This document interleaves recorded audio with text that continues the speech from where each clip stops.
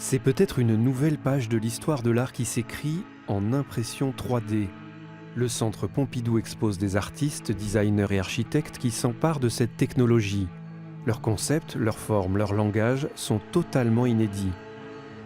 L'appropriation de ces technologies numériques autour de l'impression 3D a permis la réalisation de formes extrêmement complexes de création et a vraiment renouvelé complètement le vocabulaire artistique.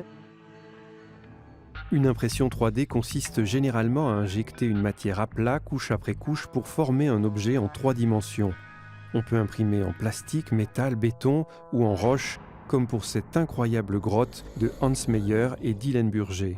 C'est une impression en sable de silice qui va former au final des blocs de grès qui ressemblent à de la pierre.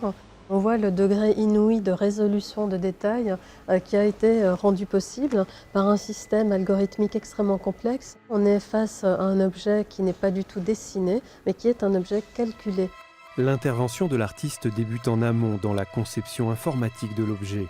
Pour créer sa table en titanium, Mathias Bengtsson a conçu son propre logiciel 3D. Il s'inspire de la croissance des plantes. J'ai commencé en développant mon logiciel informatique. C'est comme une graine digitale plantée dans un monde artificiel à l'intérieur de l'ordinateur. Et elle pousse comme une plante. Il n'y a pas de forme prédéfinie pour cette table. La table sait simplement qu'elle doit s'établir à une certaine hauteur et créer une surface et une structure qui se portent elles-mêmes. Pour y arriver, c'est tellement complexe qu'on ne peut le faire qu'avec la technologie de l'impression 3D. Créée dans les années 80, développée par l'aéronautique, l'industrie militaire et les biotechnologies, l'impression 3D révèle aujourd'hui son formidable potentiel dans un champ nouveau, celui de l'art.